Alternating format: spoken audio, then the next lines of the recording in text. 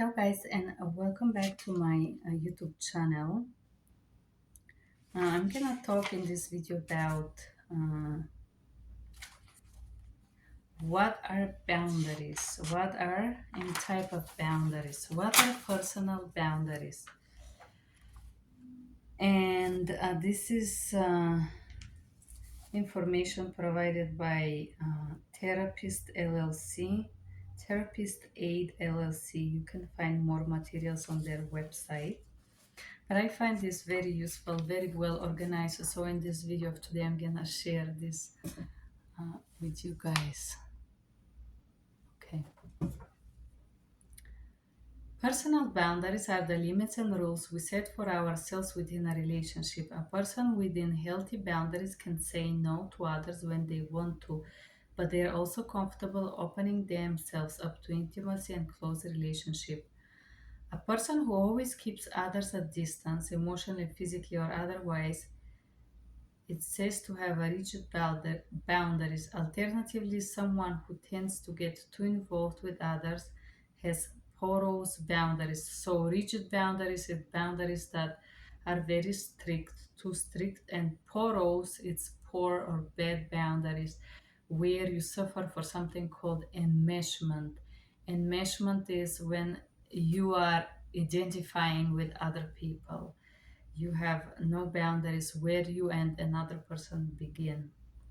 Okay, so what are common rigid, porous, or healthy boundaries? Rigid boundaries avoid intimacy or close relationships. I do not fully agree with this one because you can have a rigid boundaries with some people that are unhealthy and because they are unhealthy. Unlikely to ask for help, has very few close relationships, very protective of personal information, may seem de- detached even with romantic partners, keeps others at a distance to avoid possibility of rejection. I would add something here. Having a rigid boundaries does not always mean all these negative things. We all have some boundaries that are strictly rigid and absolutely no, and some other boundaries that could be improved. So, rigid boundaries is something that we're not willing to tolerate, something we're not willing to accept in our interaction. This is what I'm gonna add here. Porous boundaries. Oh my goodness, hold on.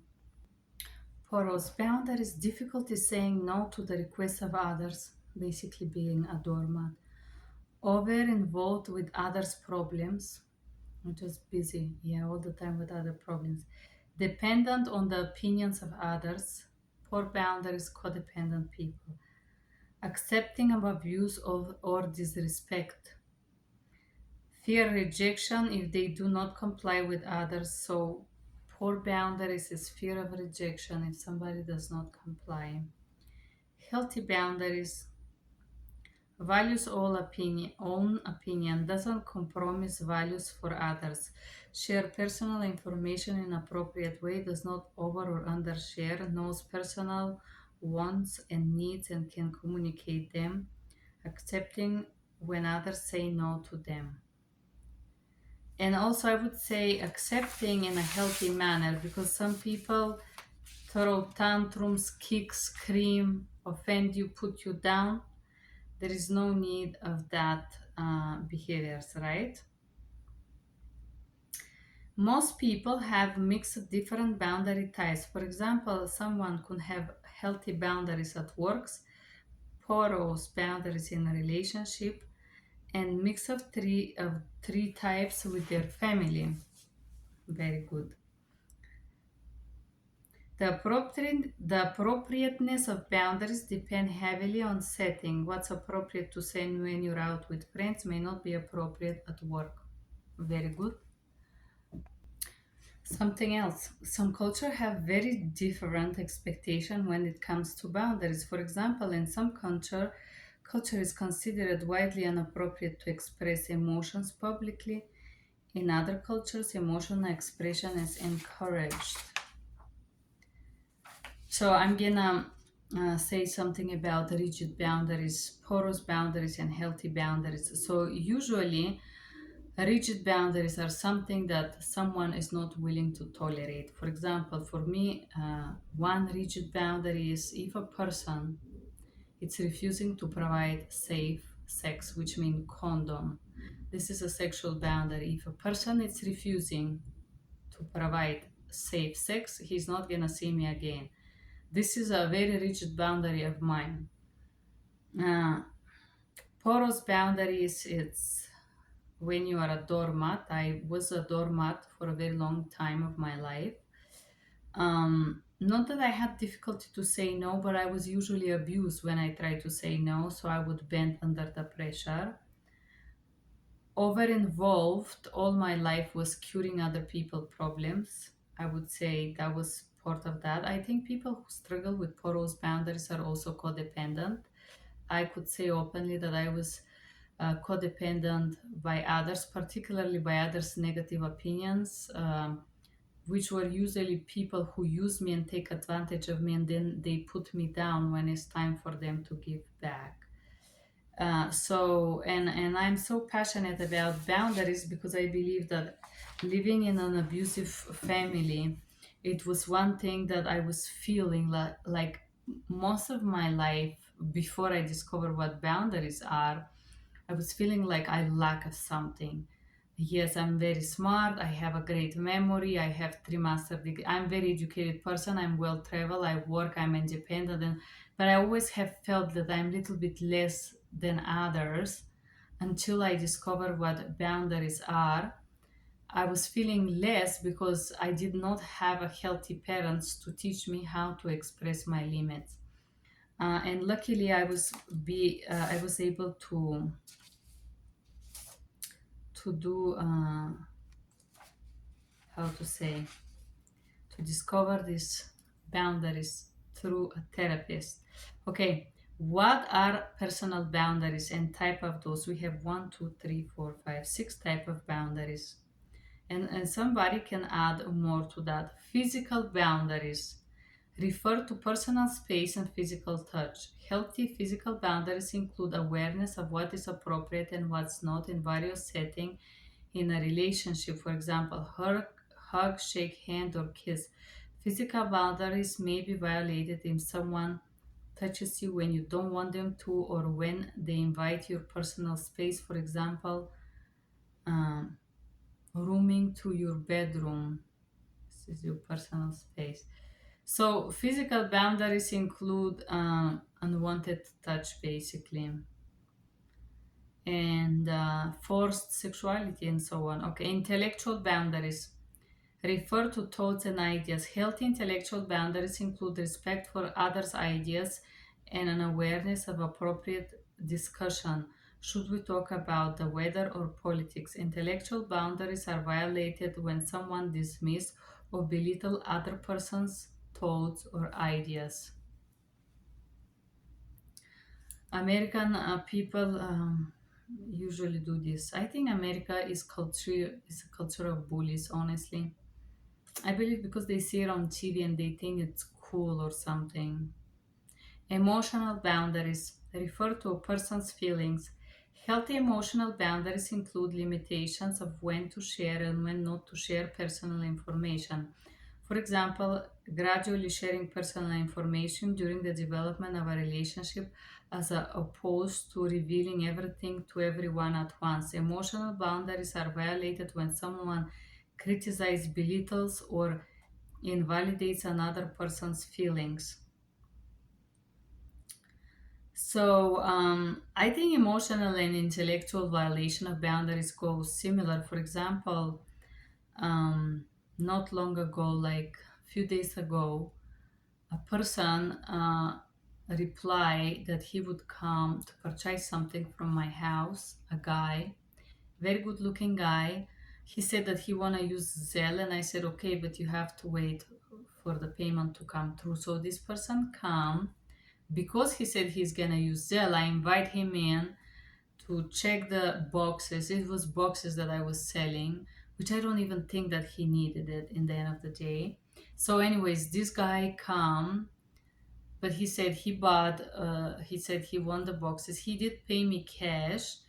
Then I offer him other things. He look around, whatnot. He got a candle or something else. I provide him some things for free. I give him a plant as well. And I don't know why, for what reason, but this person give me a compliment that I'm beautiful. I say thank you very much. And then this person start talking about his weird relationship with his partner, that he's allowed to go to lust and do sex with other people, and he just poured all this on me, all this, I would call the word garbage, because the truth is that, and then I try to ask him like what makes you happy or what this brings to you, and he couldn't speak about himself. He would be like, we, us, well, we decide. And it was very weird because I have one person in front of me who would talk we, and then if I want to see a person, I have to go and discuss it with her. And I was like, okay, so why would you discuss it with her if you already said your relationship like that in the beginning? Why you have to discuss it? Well, it's because she have to. Basically, this guy was in some very unhealthy codependent relationship with some lady that was telling him that he's free to sleep with other people, but she's the one who it's not allowing him to have feelings. He can have feelings only for her, which is total not. And in the end of the day, he's like, oh yeah, we allow the lust to go, but we promise that we're gonna love only each other. And I'm like, and I'm thinking, how poorly confused was this guy? And on one hand, on the other hand, why was this guy pouring all this information on me? I just met him. Yes, he was good looking guy, but so effing confused and lost. And I did feel violated because the matter of the fact is that I did not ask for your sex life. I asked what makes you happy, or how could you be happy when your partner just go and is intimate with another man. But this person was totally, totally off. And then, like, if you pour all this garbage on me, he would get resentful and like kind of triggered every time that I would be in shock of this, and I would ask him, can you please talk about yourself, not about we? I ask for you, not for your partner or girlfriend, whatever you want to call her. Can you talk about? He could not talk about himself, but whatever the woman brainwashed him to say, he would be like, we. And it was violation because I did not ask for this information. And before you pour this type of, and then he would share how he go and had intimacy with my neighbor too. And it's a lot, I just met you, and I think there is more interesting thing than sexuality, right? Than you sleeping with the neighbor with other people and your woman sleeping with other guys. Why would this be interesting to me?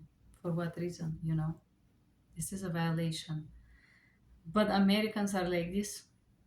Sexual boundaries. Sexual boundaries refer to emotional, intellectual, physical aspect of sexuality.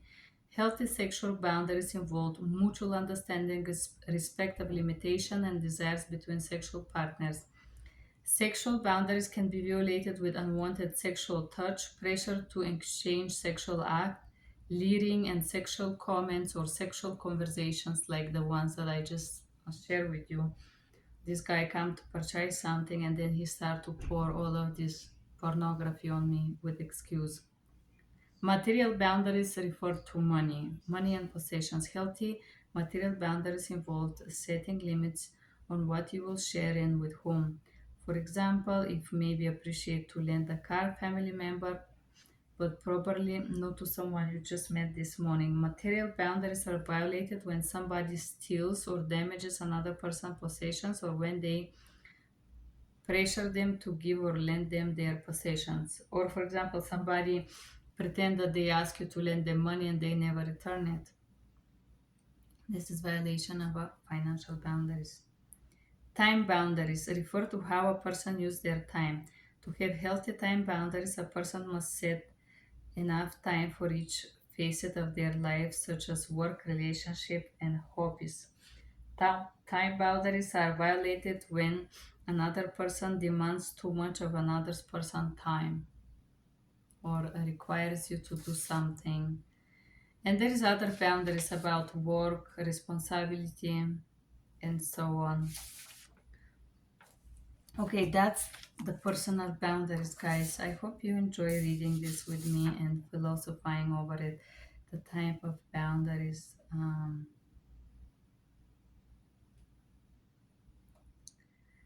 Okay, thank you for being here. Bye bye.